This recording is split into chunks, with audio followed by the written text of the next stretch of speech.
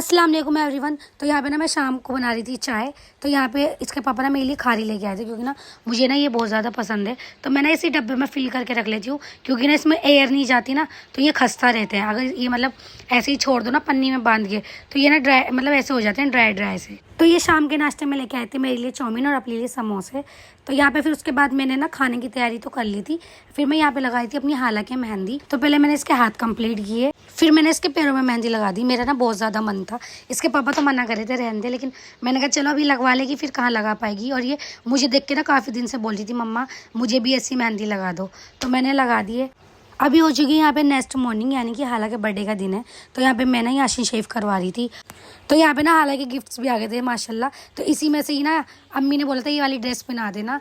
तो ये अभी दिन में, ये इसकी दिन की ड्रेस है, अभी हमने रात की दिखाई भी नहीं है, और वो मैं आपको नेक्स्ट ब्लॉग में दिखाऊंगी पार्ट 2 में। तो यहाँ पे ना खुशनुमा इसको रेडी करी थी। तो यहाँ पे ना मुमानी याशीन वगैरह पढ़ के बैठी थी आराम से, और चाय शाय सब पिला दी थी मैंने। और यहाँ पे कर रही है उसकी खाला इसका शूट, और देखिए माशाल्लाह कितनी प्यारी लग रही है मेरी शहजादी। और आप लोग भी दुआएं दें। तो यहाँ पे ना देखो हालांकि मेहंदी का कलर देखो माशाल्लाह इतना ब्लैक हो गई थी एकदम। और ये ना अपनी खाला को परेशान करी थी कि सारे बैलून मुझे दे दो, मतलब लगाओ मत। तो इसी बात पे हंसी थी, कह रही देखो सना भी हमें परेशान करिए, देखो इसे बोली मन्नों से लड़ाई लड़ रही थी। फिर यहाँ पे इन्होंने ना हैप्पी बर्थडे का बैनर भी लगा दिया था सारा। तो यहाँ पे ना मन्नों को हमने चढ़ा दिया था अलमारी पे। तो ये देखिए कज़न ना ऐसे होते हैं इतने प्यारे, पहले ही आ जाते हैं और सारा काम करवाते हैं। लेकिन ऐसी बात नहीं है भाई, मैं भी काम कराई थी। और मैं ना इनको बैलून्स के अंदर ना ये रिबन लगा के दे रही थी। ये देखिए ये ऐसे राउंड राउंड हो रहा है ना, ये देखिए ये करके दे रही थी मैं। और मुझे ये काम करना बड़ा अच्छा लगता है। तो यहाँ पे ना मेरी दोनों कज़न बोली थी कि तुम ना ये रिबन बांध के दो, हम खुद सजा लेंगे। और आपको हालांकि आवाज़ तो पीछे से आ रही होगी, है वॉइस ओवर करते टाइम ना बहुत परेशान करती है।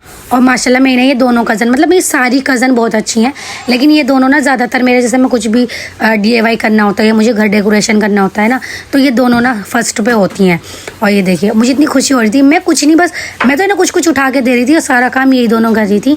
ये देखिए, और आपने हालांकि आवाज़ तो सुनी ली होगी, वॉइस ओवर करते टाइम ने मुझे ऐसे ही परेशान करती है।